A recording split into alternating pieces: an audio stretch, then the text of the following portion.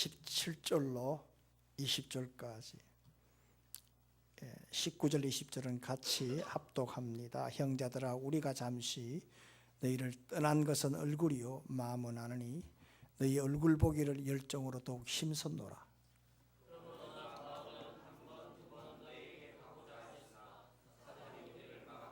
다 같이요. 우리의 소망이나 기쁨이나 자랑의 면류관이 무엇이냐? 그가 강림하실 때 우리 주 예수 앞에 너희가 아니냐? 너희는 우리의 영광이요 기쁨입니다. 1885년 4월 5일 오후 3시에 일본 나가사키 항을 출항한 일본의 상선 미쓰비시호에서 이제 언더우드 아펜젤러 두 분의 선교사님이 제물포항에 도착을 했습니다. 당시 조선은 미지의 나라였고 그리고 메마르고 가난하고 아무것도 보이지 않는 흑암의 땅이었습니다. 그때의 신혼이었던 아펜젤러가 먼저 내렸고 그리고 미혼이었던 언더우드는 뒤에 내렸습니다. 그것은 결혼하지 않은 언더우드가 부인을 배려해서 결혼한 아펜젤러 가정을 먼저 배려했기 때문에 아펜젤러 부부가 먼저 이 나라 땅을 밟게 되었습니다. 그리고 난 다음에 이 아펜젤러가 배제학당에서 선교와 그리고 교육의 터전을 마련하고 언더우드는 경신학교를 세우고 그리고 알렌이 개설했던 광야원에서 물리와 화학을 그렇게 가르치면서 사촌형의 도움으로 연희전문학교를 세웠습니다. 그리고 언더우드 선교사는 자신의 사랑방에서 14명의 성도로 시작해서 세문안 교회를 설립하면서 장로교회에 기틀을 놓았습니다. 또한 아펜젤러 선교사는 배제학당과 이화 확당을 중심으로 해서 정동 제1교회, 감리교회에 초석을 놨습니다. 이처럼 두 사람이 뿌린 이런 복음의 씨앗 덕으로 우리나라의 장로교와 감리교가 지금 개신교의 80%를 차지하고 있는 그야말로 복음의 나비 효과를 감당할 수 있도록 이들의 헌신은 지극하다 말을 할 수가 있습니다. 교회 입구에 보게 되면 제가 어저께 포스터를 붙이라고 했습니다. 이번 6월 6일에 우리 통영기독교연합회에서 초청한 울산대 법철학과 이정은 교수의 포스터입니다.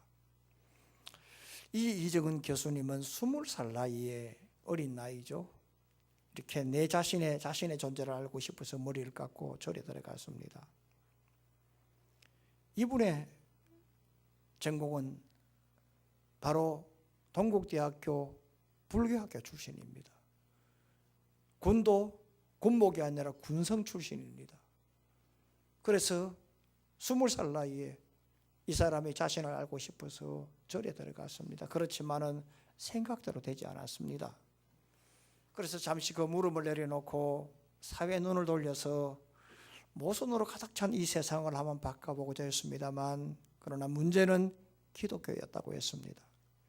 왜 저 예수쟁이들은 저렇게 모일 때마다 누군가를 향해서 기도를 하고 누군가를 향해서 노래하고 누군가를 향해서 아멘 아멘 하고 심지어는 왜 눈물까지 흘리느냐? 정말 자기가 볼 때는 눈의 가시였고 그리고 어리석어 보였다고 했습니다.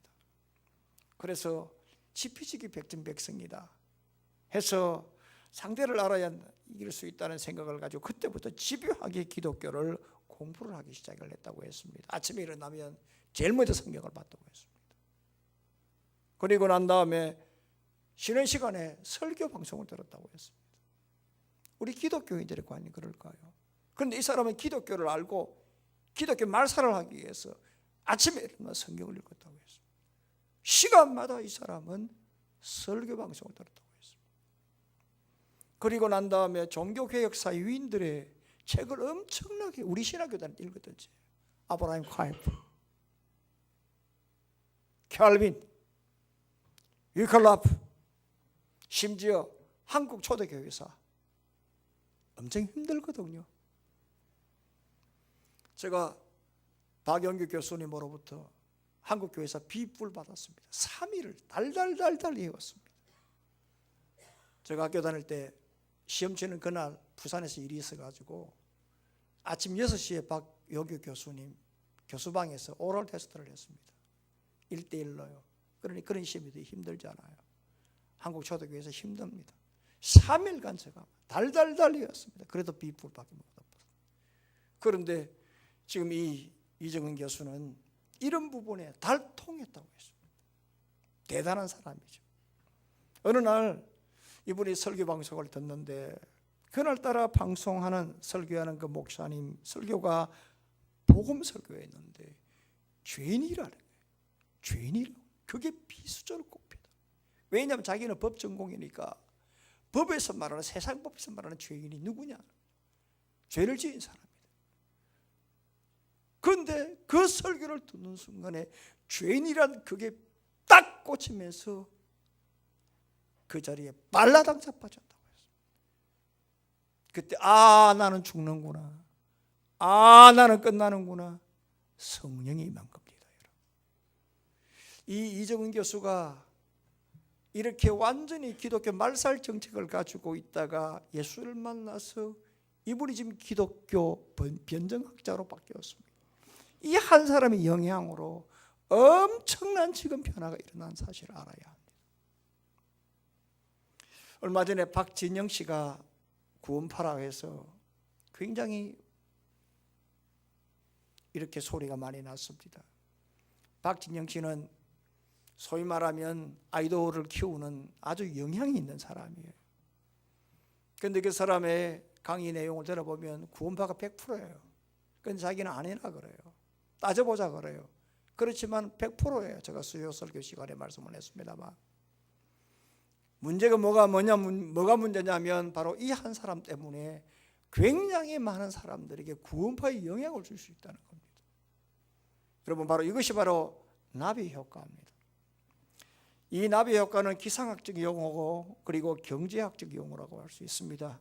나비의 작은 그러한 날개짓이 멀리 떨어진 곳에 이렇게 영향을 주어서 그렇게 회오리 바람을 일으킬 수 있다는 그러한 이론이 바로 나비 효과입니다. 그래서 어떤 작은 사건이나 작은 영향, 바로 이것이 엄청난 결과를 불러일으킬 때에 사용하는 것인데, 오늘 이러한 이 나비 효과는 이런 기상학적이나 경제학적으로만 사용하는 것이 아니라 바로 복음에도 그대로 적용이 됩니다.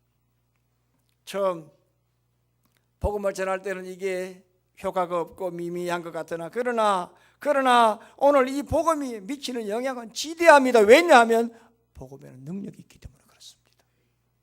처음 복음을 전할 때는 그게 아주 미세하고 아무 반응이 없는 것 같으나 시간이 지나면 그 역사는 대단히 일어난다는 것을 알아야 합니다. 그러므로 미약한 사람이 전하는 이 복음 자체가 별 볼일 없고 처음에는 시시한 것 같으나 그러나 나중에는 자식을 변화시키고 가정을 변화시키고 가문을 변화시키고 그리고 지인을 변화시키고 나아가 사회와 국가를 변화시키는 사실을 알아야 합니다. 지난주 토요일 저희 집 조카가 결혼했습니다. 저 조카는 지금 영화 감독입니다. 영화판 여러분 아시겠지만 거기에는 다들 인맥으로 학맥으로 연결되어 있습니다. 저 조카는 하정우 사단입니다. 그날도 감독 하정우가 와서 축가를 해주고 가고 많은 사람들이 왔다고 합니다. 영화 배우들이. 그런데 제가 왜 이 말을 꺼내느냐, 하정우를 왜 꺼내느냐, 자랑하려고 아니에요. 하정우가 아주 예수를 잘 믿습니다. 할렐루야. 온누리교회 집사입니다. 이 하정우 감독이, 배우가 오늘 어떤 사람이냐 하면요, 모든 스태프들에게 제일 우선으로 예배 먼저 드립니다. 모든 스태프들 제일 먼저 예배 드리게 합니다. 그리고 한 작품을 가지고 촬영을 시작할 때에 제일 먼저 하나님 앞에 먼저 감사 예배 드리고 시작합니다. 할렐루야. 이 하정우라고 하는 이 한 사람 때문에 수많은 스타들이요, 수많은 스타 지망생들이 다 교회 나오고 예수 믿고 은혜 받고 변화되고, 우리 조카도 조감독에서, 조감독은 맑은 노가다입니다. 그렇지만 하정우라고 하는 이 사람의 영향 때문에 은혜를 받고 회복되고, 그래서 그 감독까지 올라가는데 곡절이 많았습니다만 믿음으로 살도록 하니까 하나님께서 큰 은혜를 주셨다는 그 얘기를 제가 들었습니다. 저 우리 오건사 누님으로부터. 사랑하는 성도 여러분, 이처럼 오늘 내가 전하는 복음 이 하나가 별일 없는 것 같으나 나한 사람의 그 영향이 바로 이것이 바로 나비 효과인데요, 이것이 여러분 엄청난 결과를 나타낸다는 사실을 알아야 합니다. 그러므로 여러분, 지금 내가 전하는 이 복음 자체가 그 뭐 별게 있겠나라고 할지 모르겠지만 복음만은 능력이 있기 때문에 여러분들 내일을 바라보고 복음에 나비 효과가 있다는 걸 알고 전하시고 나발을 부시고 전달하시고 전가하시기를 주의 이름으로 축원합니다. 따라서 여러분들 복음에는 능력이 있음을 알고 지금 이 시간에 전해야 되겠다, 나발을 불어야 되겠다, 증거해야 되겠다, 내가 정인의 삶을 살아야 되겠다. 오늘 이것을 할 때에 여러분들이 다시 한번 마음의 도전을 가지시고 전도해서 결국에는 이것이 나에게는 상급이 되고, 이것이 나에게 축복이 되고, 이것이 바로 나에게는 영광의 면류관이 되겠다 하는 것을 아시고, 이 시간 여러분들이 한 주 남은 이 전도 기간에 여러분들이 어떻게 하든지 1+1 이 행복은 여기에, 이걸 여러분들이 가슴에 새기시고 이 한 주 전도에 매진하고 상급을 바라보고 달려가는 우리 모두가 되기를 예수님의 이름으로 축원합니다. 그러면 우리가 이 복음의 나비 효과로 우리의 예비 신자가 내 자신의 영광과 기쁨의 면류관이 되려면 어떻게 해야 될 것이냐 하면, 제일 먼저 열정적으로 복음을 전가하십시오. 복음은 능력이 있기 때문에 복음을 열정적으로 전가하시길 바랍니다. 19절 20절을 오늘 중심으로 말씀을 한번 나눠보겠습니다. 자, 19절 20절 다 같이 읽습니다. 시작. 우리의 소망에는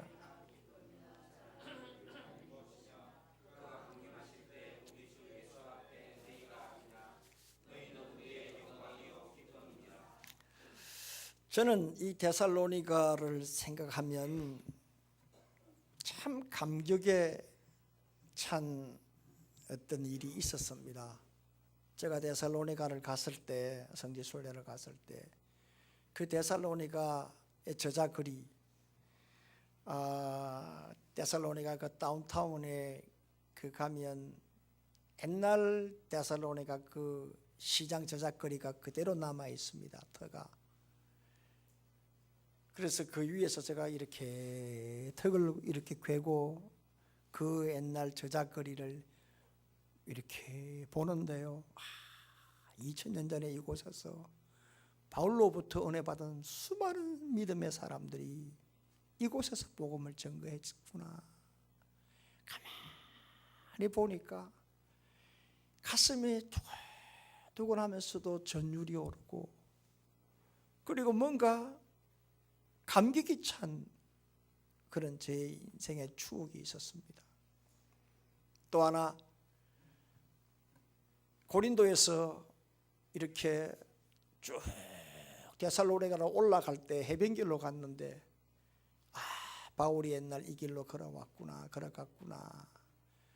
그 옛날 고속도로를 가니까 그 길이 보이더라고요. 같이 간 분이 그 설명해 주는데, 옛날 저게 2000년 전의 길이다, 그 길이라는데, 바울이 바로 옛날 이 길로 전도여행 갔구나 하니까 눈물이 확 나더라고요. 그래서 여기는 이 데살로니가 하면 저에게는 목회의 추억, 신앙의 추억이 있는 곳입니다. 여러분 아시겠지만 데살로니가는 사도행전 17장에 사도 바울이 2차 전도 때 빌립보에서 복음을 전가하다가 귀신 들린 여종을 고쳐주고 모함에 의해서 실컷 옥에서 두들겨 맞고 옥에서 신라와 함께 찬양할 때에 하나님의 그 기적적인 역사로 옥토가 흔들리고 문이 열려질 때에 간수가 이제 죽었다라고 할 때에 그가 자결하고 하려고 할 때에 주 예수를 믿어라, 그리하면 너와 내 집에 살 것이다 라고 해서 그 간수가 회심을 하고 그 밤에 자기 집에 데리고 와서 그리고 난 다음에 세례를 받고 그리고 난 다음에 바울이 다시 감옥에 갔을 때 그 다음 날에 이렇게 제발 당신들 집으로 가라 해서 나와서 빌립보 다음에 간 곳이 바로 데살로니가입니다. 바울이 데살로니가 도착했을 때에 바울은 늘 하던 자신의 습관대로 회당에 들어가서 그게 3주간 그가 평소에 복음을 증거하는 그대로 오늘 예수 그리스도가 우리를 위해서 십자가에 죽으셨으나 오늘 이 십자가에 죽으신 오늘 이 주인이 누구냐? 하나님이신데 죽으신 하나님이 다시 살리셨다. 그러므로 그분이 누구냐? 바로 십자가와 부활의 주인공이다. 그러므로 오늘 우리 모두가 다 오늘 나의 죄를 위해서 십자가 죽으셨으나 3일 만에 다시 살아나는 사실을 오늘 입으로 시인하고 마음으로 믿으면 다 예수 믿고 구원받는다라는 사실을 3주 동안 증거를 했습니다.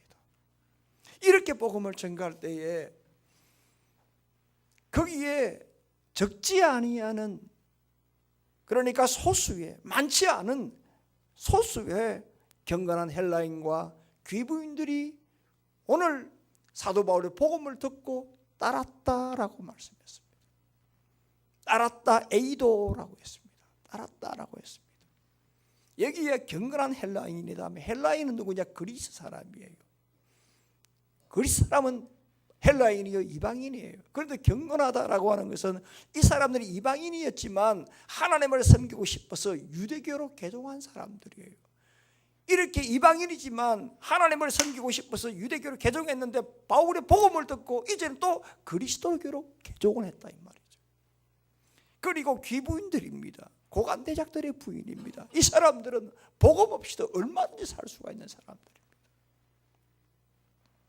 얼마든지 자기 자신의 위치와 그리고 자신의 환경이 좋기 때문에 아무 부족함 없이 살 수 있는 사람들이 바로 귀부인들인데 이 사람들도 사도 바울의 이 복음을 듣고 그들이 변화를 받고 예수의 삶을 살고자 시작했다고 성경은 말씀을 하고 있습니다. 여러분 참 기적 같은 일이죠. 이렇게 동네에 경건한 헬라인들과 귀부인들이 이렇게 복음을 듣고 권함을 받고 확신을 가지고 예수의 길로 따랐다는 사실이 오늘 이 동네에 퍼지자 데살로니가에 있던 유대인들이 저놈 저거 두면 안 되겠다, 저놈도 안 되겠다, 저놈 이 동네 두면 절단을 내놓습니다. 그래서 소란을 피우고 폭동을 할 때에 제자들이 밤에 이렇게 사도 바울에게 권면을 하고 난 다음에 오늘 사도 바울이 베레아로 도망을 갔습니다. 그리고 난 다음 여러분들 그림을 그려보십시오. 빌립보에서 데살로니가로 해서 베레아로 도망을 갔습니다. 베레아는 신사적인 동네라고 했습니다. 그리고 난 다음에 어디로 갔느냐? 아데네로 내려갔습니다. 아데네에서 사도 바울이 참 재미를 보지 못했습니다. 그리고 난 다음에 간 곳이 어디입니까? 바로 고린도로 내려갔습니다. 그러니까 사도 바울은 데살로니가에 다시 가고 싶어도 갈 수가 없었습니다. 그래서 고린도에 내려왔을 때에 디모데와 실라를 통해서 데살로니가의 소식을 들었습니다. 소식을 들어보니까 자기가 떠나오고 난 다음에 이 데살로니가 교인들이 얼마나 은혜를 받고 얼마나 복음의 은혜를 받고 복음에 대해서 얼마나 열정적인지, 자기가 없어도 자기가 떠나오더라도 데살로니가 지역에서 이 구석 저 구석 저 구석 이 구석에서 사람들 만날 때마다 저짓거리나 저작거리나 그리고 오늘 시장에서나 만나는 사람이나 지인들이나 복음을 전거했던지 그 지역의 데살로니가 그 지역 마케도니아 전 지역에 예수의 소문이 나고 예수의 은혜가 넘쳤다고 하는 그런 소문을 듣게 되었습니다. 이 소문을 듣고 바울이 얼마나 감사했는지, 가고 싶어도 갈 수가 없지만 그러나 들리는 소문이 너무너무 감사했기 때문에 그들에게 위로와 격려의 편지 쓴 것이 바로 이 데살로니가 전서입니다. 할렐루야. 제가 여러분들에게 왕왕하는 얘기지만 내가 전도한 사람이 부산 이사 갔는데 그래도 믿음의 끈을 놓치지 않고 예수 참 잘 믿더라 라고 하는 소문을 듣을 때 얼마나 감사하겠어요. 얼마나 고맙겠어요. 내가 전한 복음은 잠깐이었는데 이 하늘의 교회에서 불과 한 1년 한 몇 개월, 그런데 어느 날 남편 따라 그냥 이사가 버렸는데, 그런데 이 사람이 이사 가서도 예수를 정말 잘 믿더라 라는 소리를 들을 때 얼마나 감사하겠느냐. 바울이 그런 마음이에요. 그러니까 여러분 그분들에게 문자를 보내고 참 고맙다, 그분은 아닙니다, 나는 권사님 때문에 집사님 때문에 오늘 이렇게 내가 되었습니다 라고 할 때 얼마나 감사하겠느냐 말이에요. 이것이 바로 바울의 마음이었기 때문에 너무 고맙고 감사해서 격려의 편지 쓴 것이 바로 이 데살로니가 전서거든. 그런데 여러분 한번 생각해 보세요. 바울이 데살로니가에서 불과 세일에 3주 복음을 전거해서 3주, 석 달 아니에요 여러분. 3주, 3년 아니에요. 3주. 그리고 바울이 데살로니가에서 한 보세요, 복음을 전거하다가 베리아로 도망 내려왔어요. 베리아에서 얼마 안 있었어요? 몇 달밖에 안 있었어요. 그리고 난 다음에 아덴 내려와가지고 아덴에서 그 철학자들 만나가 바울이 그 사역에 대한 모든 30년을 죽사발란 데가 바로 아테네 아니에요. 거기에 불과 1년 남지도 안 있었어요. 불과 몇 달 6개월밖에 안 있었어요. 고린도 1년 6개월이 있었어요. 그러니까 여러분 토탈 합쳐봤자 데살로니가에서 떠나서 데살로니가 소식을 듣고 있던 그 현장이 바로 고린도인데, 고린도 1년 6개월 치고 아테네 6개월 치고 베리아 6개월 치고 한다면 불과 여러분 2년 6개월 정도 남지. 그 세월 동안에 결국 3주, 불과 겨우 우리 사투리의 호부 꼴랑 이 3주 복음을 들었던 이 사람이 한 2년 뒤에 소식을 들어보니까 별불처럼 일어나서 동네방네 복음을 전거한다는 소리. 할렐루야. 생각을 한번 해봐요 여러분. 내가 이 사람에게 복음을 전거했는데 한 2년 지났을 때 사실 복음을 듣고 이제 2년이 새신자잖아요. 피땡이잖아요. 이런 사람이 복음을 전거하고 그 가문이 변화되고 그 한 사람 때문에 시집이 변화되고 친정이 변화됐다는 그러한 소문을 내가 들으면 내가 얼마나 감사하겠느냐 말이에요. 이것이 여러분 복음의 나비 효과입니다. 그래서 바울이 얼마나 감사한지 그 소문을 듣고 불과 한 2년 만에 소문을 들으니까 이 사람이 이 지역의 사람들이, 데살로니가 지역의 사람들이 이렇게 복음의 은혜를 받고 이렇게 증거를 하고 이렇게 믿음으로 잘 산다고 하니까 바로 뭐라고 했냐? 우리의 소망이나 기쁨이나 자랑에 밀려가는 무엇이냐? 예수님이 강림하실 때 우리 지에서 예수 앞에 바로 데살로니가 성도들 너희가 아니냐라고 하는, 이걸 바꾸어서 여러분 오늘 오목사의 소망이나 기쁨이나 자랑에 밀려가는 무엇이냐? 하늘의 교인들의 소망이나 기쁨이나 자랑에 밀려가는 뭐냐? 오늘 예수님의 재림할 때에 우리 주 예수 앞에 오늘 이 하늘의 교인들이 증거하고 전도한 오늘 예비신자들이 아니냐 이 말이에요.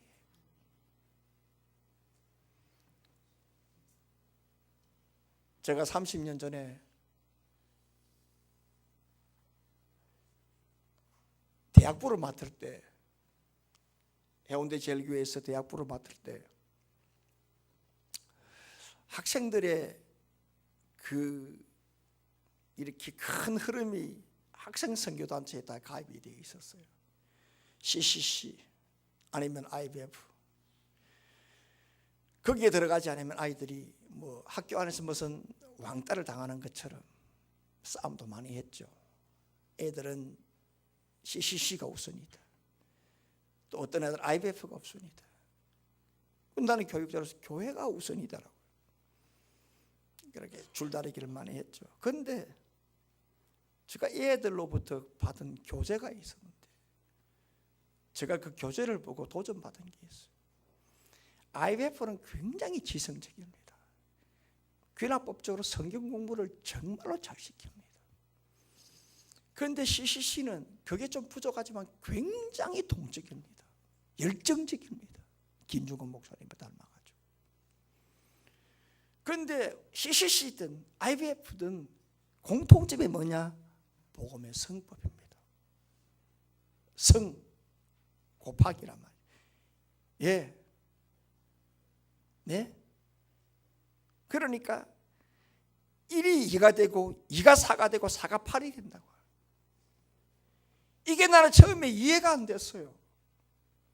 그런데 얘들이 모이는 다락방, 사랑방, CCC는 사랑방이죠.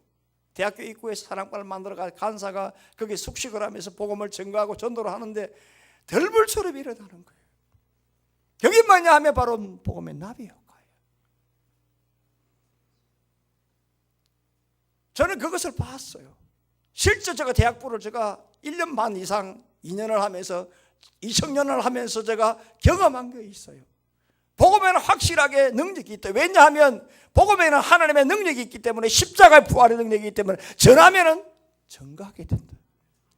증거하게 되면은 디모데전서, 디모데후서 2장에 있는 그대로 믿음이 있는 자가 전하게 되면 또 낳게 되고 낳게 되고, 그것이 바로 복음의 성법이라고 하는 거죠. 여러분, 요한복음 1장을 보게 되면 세례 요한이 안드레와 사도 요한을 이렇게 옆에 두고 예수님 지나가니까 보라 어린 양이 지나간다 얘기를 했거든. 그 말을 들은 안드레와 사도 요한이 예수님 따라가서 예수님 믿게 되어졌어요. 안드레가 사도 요한이 예수를 믿자 안드레가 제일 먼저 뛰어간 사람이 누굽니까? 자기 형 베드로입니다. 베드로가 예수를 믿고 난 다음에 제일 먼저 달려간 사람이 누굽니까? 빌립입니다. 빌립이 예수를 믿고 난 다음에 제일 먼저 달려간 사람이 누굽니까? 나다나엘입니다. 그러니까 세례 요한으로부터 시작해서 보십시오. 안드레에서 베드로, 베드로에서 빌립, 빌립에서 나다나엘, 복음의 릴레이예요, 여러분. 왜냐하면 복음에는 능력이 있기 때문에 나발을 불면 전하게 되어져 있어요. 이것이 복음의 나비 효과예요. 여러분들, 사과하면 대구죠. 그죠? 사과하면 대구인데 제가 경산에 가니까 김기회 장로님이 그 당시 가니까 사과 농사를 하더라고요. 농사 가운데 제일 힘든 게 사과 농사입니다. 왜냐? 농약을 많이 뿌리거든. 농약을 많이 뿌리는 것은 뭐냐? 그만큼 기후의 변화가 와서 그래요. 굉장히 새벽에는 찹고 낮에는 뜨거우면 농약 칠 필요가 없어요. 그런데 이게 덜 춥고 하다 보니까 이게 이렇게 벌레가 먹으려 농약을 치게 돼 있어요. 그런데 제가 96년도 경산에 부임해 갔을 때만 하더라도 사과 농사를 했어요. 그런데 이 사과가 대구에 어떻게 들어오게 됐냐면 우리나라가 언더우드가 1885년도 들어왔어요. 그런데 딱 10년 뒤에 대구에 아담스 선교사가 왔는데 그 아담스 선교사가 대구에 와서 한 일이 뭐냐면 바로 계명대학을 세웠어요. 그 계명대학 전실이 뭐냐 하면 바로 동산병원입니다. 서울에는 세브란스죠. 지방에서는 바로 동산병원입니다. 계명대학. 서문시장에는 바로 거기입니다. 10년 뒤에 아담스 선교사가 한국에 와서 복음을 전가하고 난 다음에 안식년을 통해서 미국 갔어요. 미국 가서 한국 들어오면서 뭘 가져왔느냐 하면 사과 씨를 가지고 왔어요. 그러면 이 사람이 사과를 심어가지고 대구는 자기의 지역과 고향과 대구가 아마 풍토가 비슷했겠죠. 향토가, 그리고 지질이 아무리 좋아도 같은 씨래도 감씨래도 여러분 청도 감은 씨가 없어요. 그 반씨라 그래요. 그런데 고기 하나 딱 넘어 경산에 딱 심으면 씨가 있어요. 전부 다 토양이에요. 같은 교회라도 토양이 중요합니다. 하늘의 교회는 좋은 토양인 줄 믿기를 바랍니다. 토양이 굉장히 중요합니다. 아담스 선교사가 미국에서 가져온 이 사과씨를 사과를 심었어요. 그런데 이 아담스 선교사는 자기 혼자만 먹은 것이 아니라 나눠줬어요. 그리고 그 사과 씨도 같이 나눠줬어요. 그래서 대구 지역이 제일 먼저 농사인 게 뭐냐? 사과예요. 사랑하는 성도 여러분, 복음도 이와 같습니다. 복음도 여러분 내가 나눠주면 내가 나눠준 만큼 복음도 퍼지게, 이것이 바로 복음의 나비 효과입니다. 왜냐? 이 복음이 왜 이렇게 일파만파로 이렇게 퍼져나가느냐? 복음의 능력이 있기 때문에 그렇습니다. 데살로니가 성도들 불과 3주 은혜 받았습니다. 그런데 한 2년 뒤에 바울이 소문을 들어보니까 세상에 이 사람들이 얼마나 은혜를 받았는지 미친 듯이 그리스 북부 지역에서 복음을 전개해서 그 그리스 북부에서 저 밑에 남부 고린도까지 소문이 들린 거예요. 얼마만큼 복음을 전개했는지, 얼마만큼 뜨겁게 은혜를 받았는지 이런 소문이 났다고 합니다. 열정적으로 복음을 전개해서 복음의 능력을 나타내는 나비의 날개를 타는 우리 성도가 되기를 주의 이름으로 축원합니다. 두 번째로는 삶의 모습을 보여주십시오. 예수 믿고 내가 예수 믿는 사람답게 산다라고 하는 삶의 모습을 보여주십시오. 19절 20절 다 같이 읽습니다. 시작.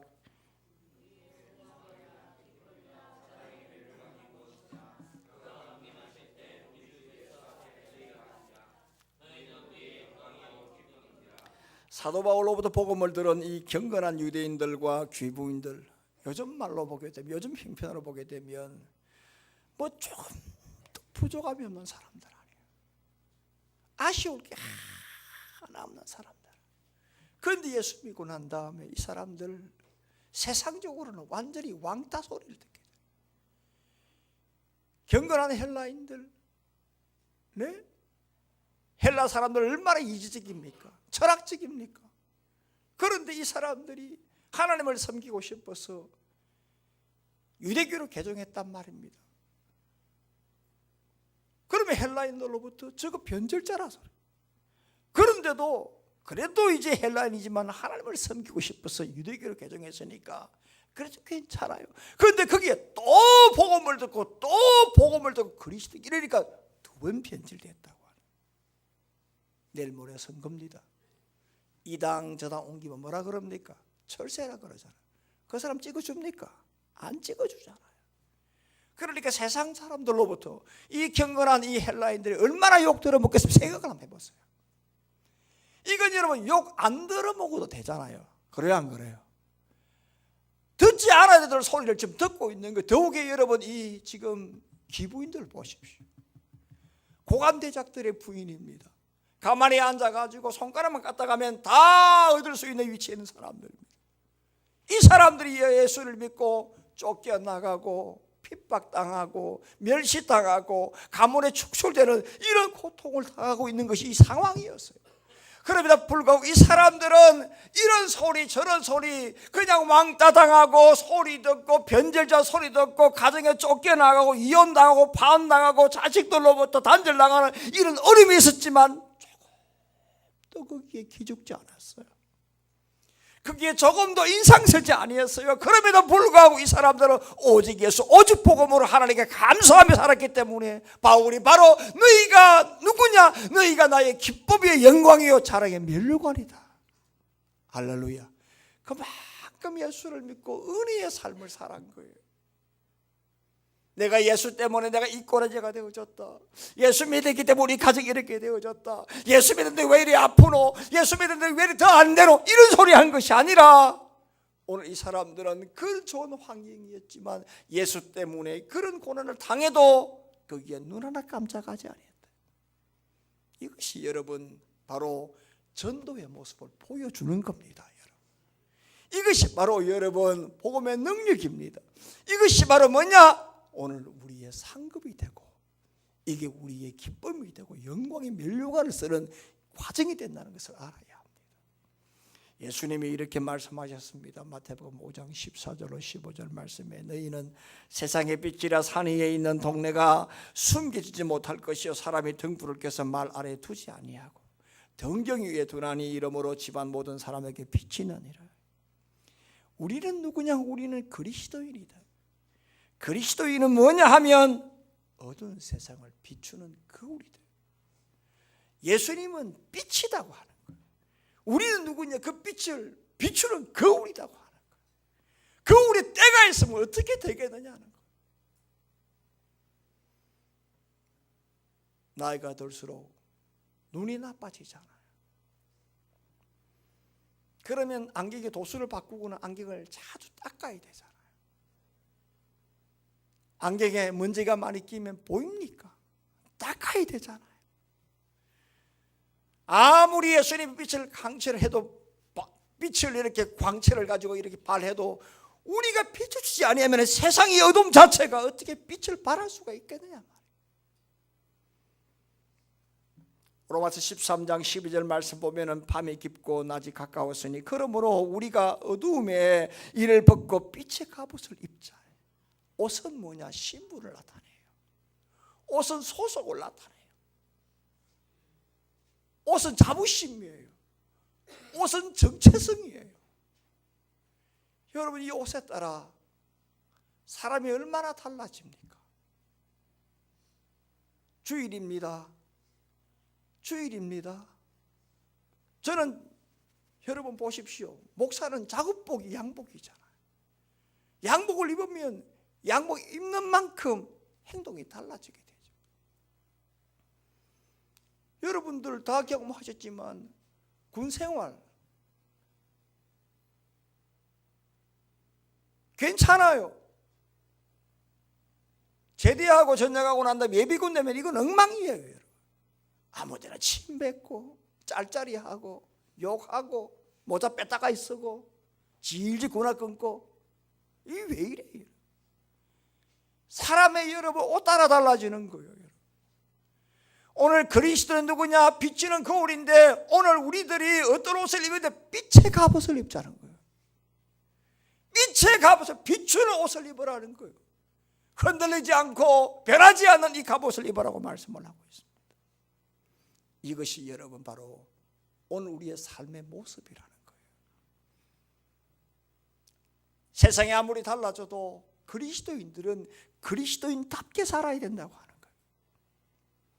한국교회를 보십시오. 한국교회 옛날보다 10년 전보다 작년 통계입니다. 항상 통계는 연말이 나오기 때문에 2017년 11월 달 통계입니다. 지난 10년보다 우리나라 기독교인들이 얼마나 증가했느냐 하면 무려 123만 명이 증가했습니다. 놀라운 수치 아닙니까? 123만 명이 증가했다고 하는 거예요. 기독교가 전 인구의 17.3%입니다. 그러니까 얼마나 많은 사람들이 예수를 믿습니까? 우리 4천만 명 국민들 가운데 17.3%다. 그러니까 얼마나 많은 사람들이 지금 예수를 믿습니까? 그런데 기독교 신뢰도는 얼마나 되느냐? 캐토릭이 신뢰도가 43.4%입니다. 불교가 33.6%입니다. 그런데 기독교는 17.6%입니다. 한국교회 7만 개의 교회가 있습니다. 그런데 신자들은 하나님을 믿는다고 하면서도 오늘 그 신앙을 보여주지 못하는 겁니다. 따라해 볼까요? 신앙은 입증하는 것이다. 입증은 보여주는 것이다. 입증은 드러내는 것이다. 고로 신앙은 뭐냐? 보여주는 겁니다, 여러분. 드러내는 겁니다. 나타내는 겁니다. 아브라함을 보십시오. 아브라함은 자신의 믿음을 보여주었습니다. 나타냈습니다. 그러니까 그 믿음을 보시고 너를 아브라함이라고 했잖아요. 바울의 모습을 보십시오. 그의 신앙을 현장에서 보여준 겁니다, 여러분. 오늘 우리가 전도를 합니다만 열정적으로 복음을 증거하는 것만큼 필요한 것이 뭐냐 하면 나타내는 겁니다. 아멘. 드러내야 되는 것입니다. 따라서 여러분, 우리가 예수를 얼마나 오래 믿었느냐, 얼마나 내가 성경을 많이 아느냐, 이게 중요한 것이 아니고요, 나를 통해 얼마나 예수를 나타내느냐, 입증하느냐가 중요합니다. 이 시간에 우리 모두가 다 이 데살로니가 교인들, 이 성도들처럼 불과 석주 3주 예수를 믿었지만 수많은 기득권 다 포기하고 고난 가운데 있었지만 조금도 굴하지 않고 복음을 전거했던 이 데살로니가 성도들의 모습을 본받아서 삶의 모습을 증거해서 하늘의 상급을 받는, 바로 오늘 이 하늘의 교인들이 오늘 너희가 누구냐, 너희가 바로 나의 영광이요 기쁨이 자랑의 면류관이다라고 하는 것, 이런 은혜와 상을 받는 우리 모두가 되기를 주의 이름으로 축원합니다. 마지막 하나는 하늘의 상급을 여러분들이 기대하세요. 하늘의 상급이에요. 이 상급을 소망하면서 살아야 돼요. 19절 20절 다 같이 읽습니다. 시작. 우리의 소망이나 기쁨이나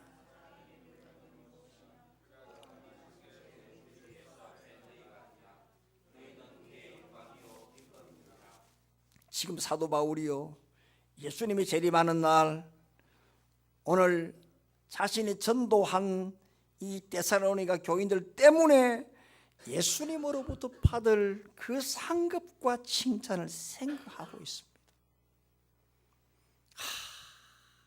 예수님 재림하면 내가 전도한 저 사람들 때문에 내가 상을 받는다. 할렐루야.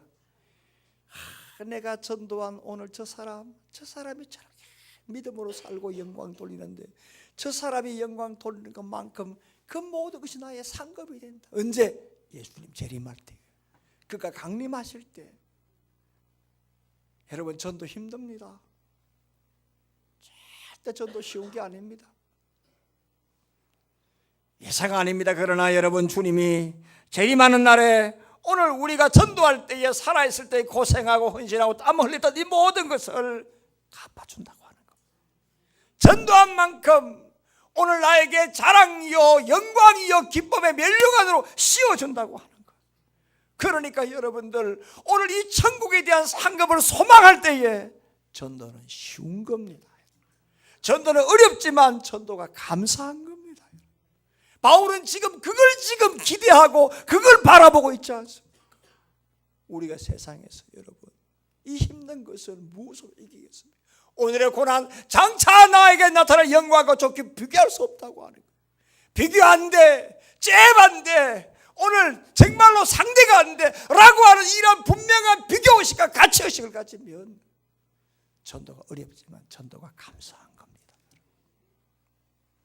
다니엘서 12장 3절 보면 지혜 있는 자는 궁창의 빛과 같이 빛날 것이요 많은 사람을 옳은 대로 돌아오게 한 자는 별과 같이 영원토록 빛나리라. 지혜 있는 자가 누구냐? 바로 전도하는 성도입니다. 정말로 지혜는 뭐냐? 하늘의 것을 아는 사람 아닙니까? 지혜 있는 자는 저 사람을 천국으로 인도해야 되겠다라고 하는 그러한 성도요, 오늘 나중에 궁창의 빛과 같이 빛나고 많은 사람들을 옳은 대로 인도하고, 옳은 데가 천국 아닙니까? 지혜 있는 자는 많은 사람들을 천국으로 전도하는 사람이요, 옳은 데 가면 천국 아닙니까? 이런 대로 옳은 대로 이런 이 옳은 데 천국으로 인도한 성도들은 나중에 영원토록 변함없이 빛날 것이라고 말씀합니다.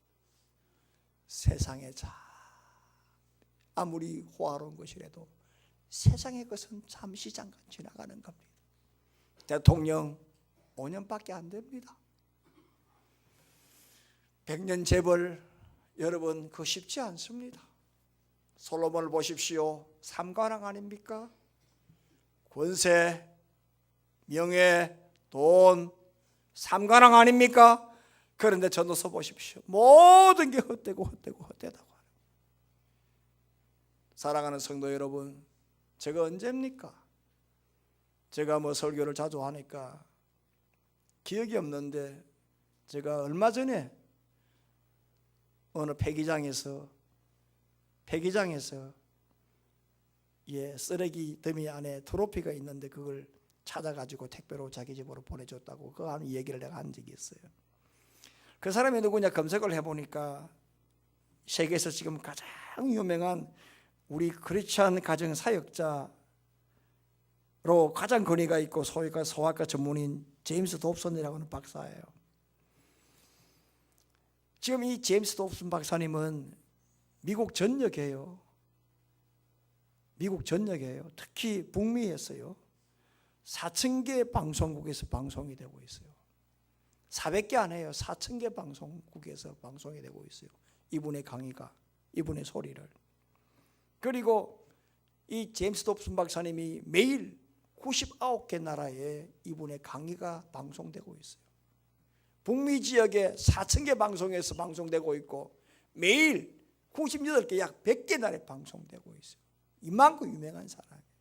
그런데 이 사람이 대학 시절에 테니스 시합에서 우승을 트로피를 받았어요.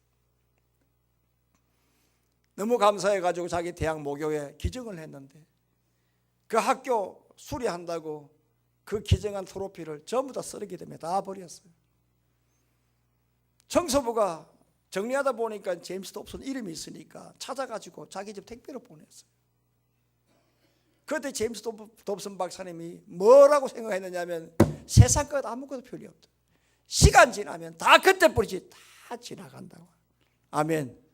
기억 없다고 하는 거예요. 세상 것은 이처럼 여러분 한시적인 거예요. 그러나 하늘에 가면 여러분 영광의 면류관, 생명의 면류관, 의의 면류관, 소망의 면류관, 썩지 않을 면류관.